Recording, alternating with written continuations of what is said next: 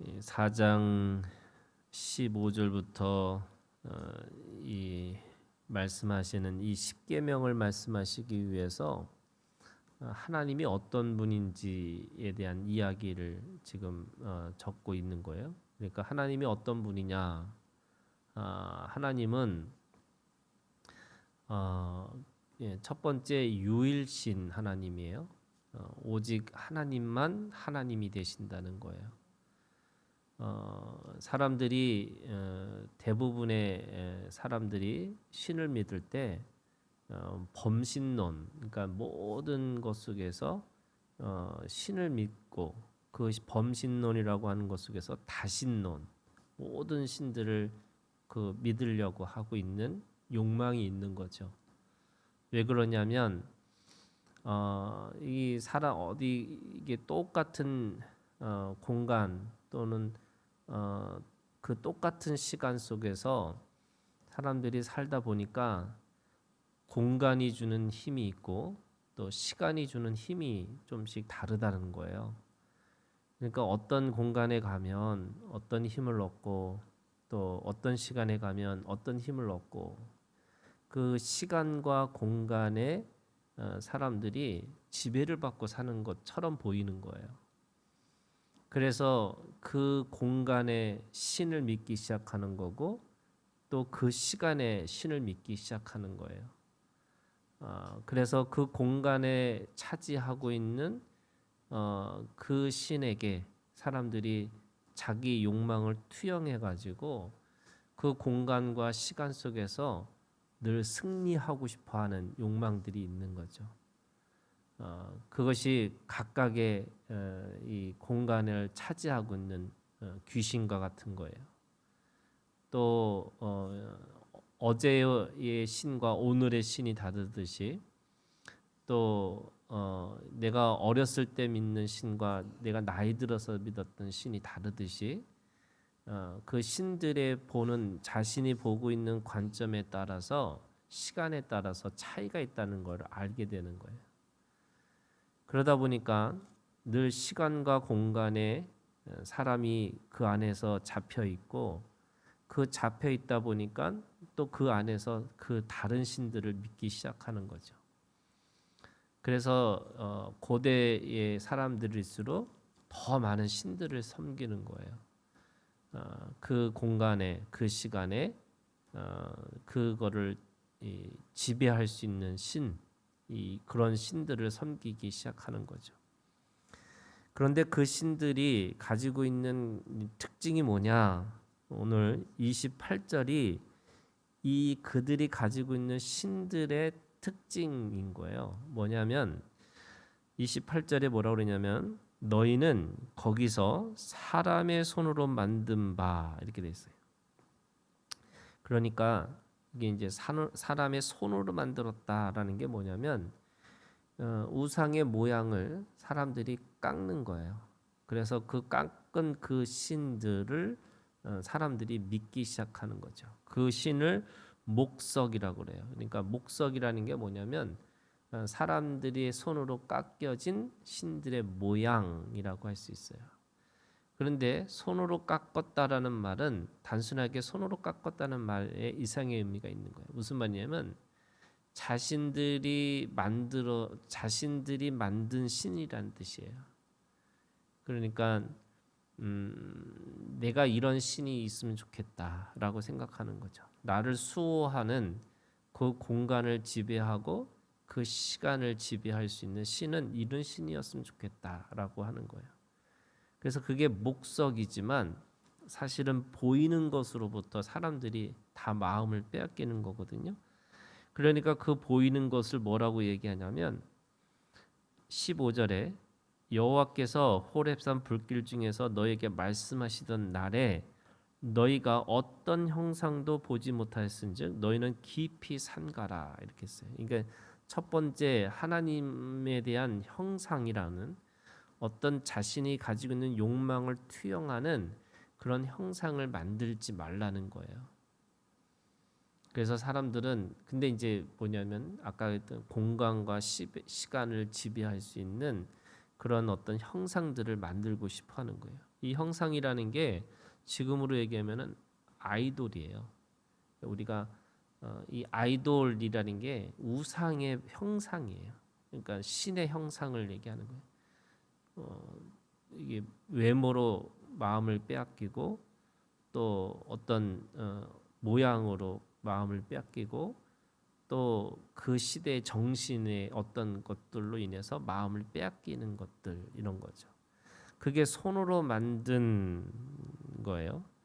그런데 그것은 보지도 못하고 듣지도 못하고 먹지도 못하고 냄새도 맡지 못하는 이렇게 돼 있어요. 이게 무슨 말이냐? 인격이 빠져 있다는 거예요.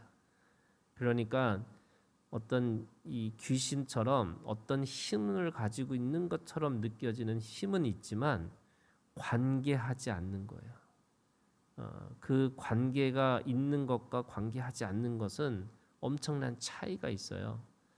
뭐냐면 관계하기 때문에 그 안에 인격적인 관계 안에서 사랑이 있는 거예요.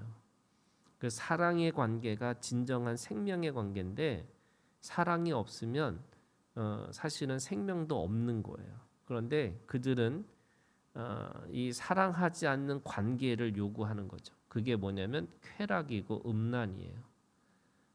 쾌락과 음란이라는 게 뭐냐면 관계를 통해서 자신의 욕망을 채우는 게 쾌락이고 쾌락의 이 목적으로 관계하는 게 음란인 거예요.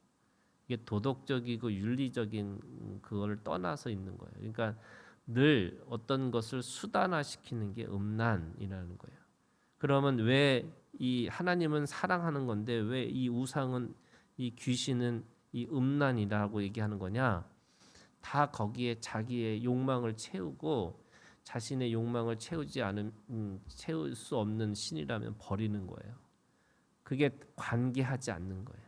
이게 그러니까 그냥 보지도 못하고 듣지도 못하고 먹지도 못하고 냄새도 맡지 못하는 이거지만 살아있지 않다라는 뜻도 있지만 이게 진정한 관계하지 않는 것과 같은 거예요. 그래서 이 우상의 특징이 뭐냐면 사랑할 수 없는 존재예요. 그래서 이 귀신들이 들어와서 그 귀신이 그게 관계하는 것처럼 보이지만 실은 귀신 마음대로 하는 거거든요. 그래서 이 사람하고 관계하지 않기 때문에 사람을 쓰고 육신을 수단화시켜서 육신을 피폐하게 만들고 결국에는 사람을 죽음으로 이르게 하는 거예요. 그러니까 생명에 이르게 하는 게 아니라 죽음을 이르게 하는 게 이 귀신의 이 능력이고 귀신의 결과죠. 그러니까 깊이 삼가라라는 말씀이 그것에 대해서 조심하라는 거예요. 그것에 대해서 명심하라는 거죠. 절대로 이 귀신들과 시간과 공간을 차지하는 그 귀신의 영들, 잘못된 영들과 관계하지 말라는 거예요. 그러면 하나님은 어떤 분이냐? 하나님은 24절에 있는 말씀이에요. 하나님은 네 하나님 여호와는 소멸하는 불이시요 질투하시는 하나님이시라. 이게 여러분 소멸하는 불이라는 게 뭐냐면 거기에 어떤 이 찌꺼기가 있지 않는 거야. 다 소멸하는 불이라는 게 뭐냐면 관계가 목적인 거예요.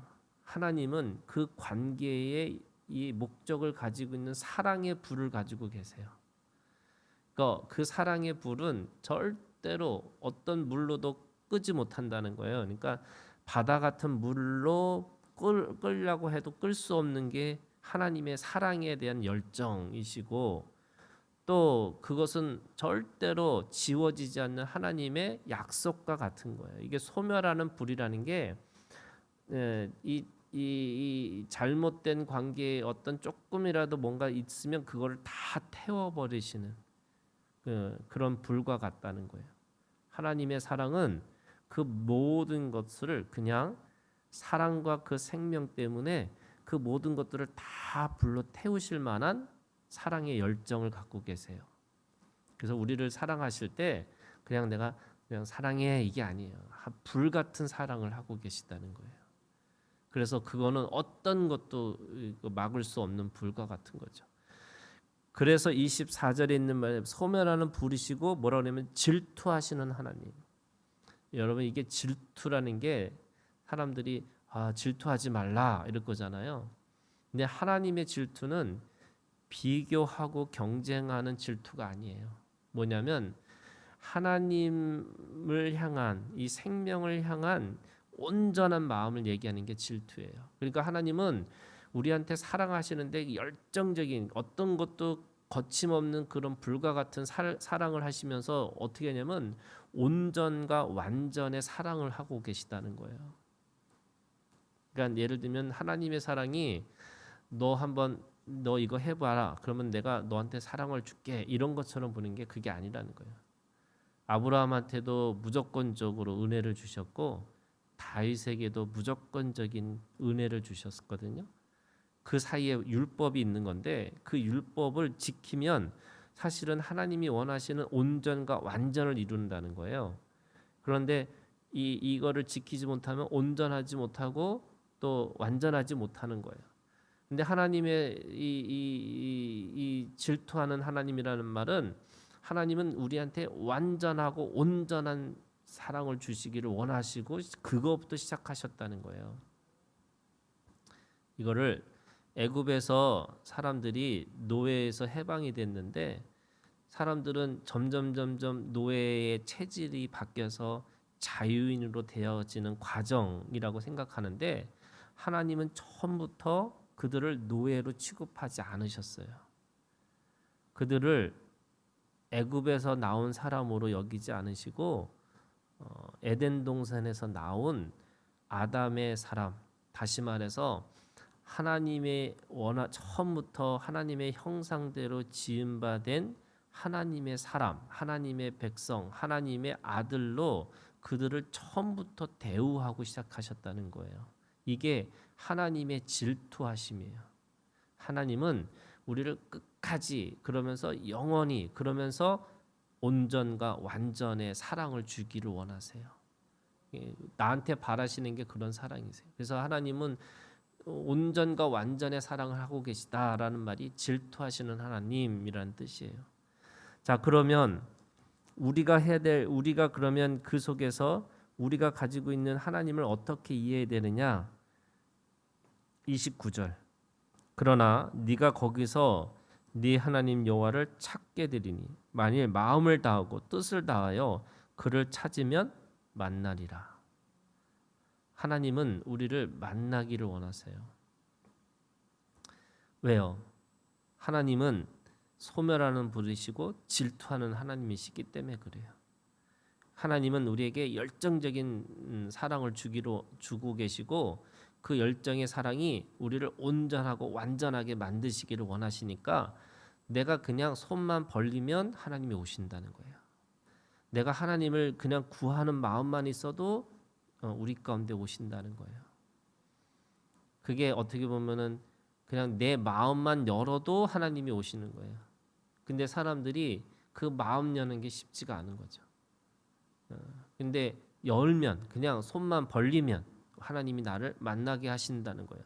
그러면서 30절 이 모든 일이 네게 임하여 환난을 당하다가 끝날에 네 하나님 여호와께로 돌아와서 그의 말씀을 청종하리니.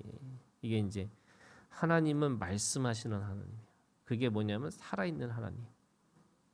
그죠? 먹지도 못하고 보지도 못하고 그런 목석과 같은 신 또는 자기의 욕망을 채우는 욕망을 투영하는 어떤 귀신과 같은 존재가 아니라 하나님은 말씀하시는 하나님이라는데 이 말씀이 뭐냐면 관계하고 있는 거예요. 하나님은 늘 관계하고 있어요. 그래서 우리가 기도하는 이유는 그런 거예요. 여러분 기도는 비는 게 아니에요. 그러니까 예를 들면 이게 뭔가 빌어서 그 신을 달래가지고 그 신의 마음을 달래가지고 내가 원하는 방식대로 내 거를 요구하고 받는 게 아니고 우리가 기도는 뭐냐면 기도가 하나님 앞에서 말씀을 기억하고 말씀을 책임지라고 그 말씀을 적용하는 거잖아요. 이게 기독교의 이게 기도예요. 그러니까 그 말씀을 내 삶 속에서 자꾸 적용시켜서 하나님의 뜻과 소원과 목적을 이루고 살아가는 게 우리의 기도거든요. 그러면 제일 먼저 뭐가 있냐면 하나님의 말씀을 듣는 거야. 청종하리니. 그래서 31절 네 하나님 여호와는 자비하신 하나님이십니다. 그가 너를 버리지 아니하시며 너를 멸하지 아니하시며 네 조상들에게 맹세하신 언약을 잊지 아니하시리라. 그래서 지금 15절부터 31절까지가 뭐냐면 하나님은 이런 분이라는 거야. 그래서 하나님이 이런 하나님이기 때문에 너에게 주신 십계명을 잘 지키면 온전과 완전으로 가는 거고 하나님을 깊이 교제함으로 인해서 하나님이 주시는 하나님의 깊은 사랑을 하나님이 주시는 영원한 생명을 얻고 살아갈 수 있다. 그거를 우리에게 말씀하고 있는 겁니다. 그래서 하나님은 처음부터 우리에게 영원한 생명을 주셨고 영원한 사랑을 주셨는데 여러분 그 영원한 생명과 영원한 사랑이라고 하는 하나님을 만나시고 그 하나님 앞에서 그 약속을 늘 기억하고 그 약속대로 살아가는 오늘 우리가 되기를 주님의 이름으로 축원합니다.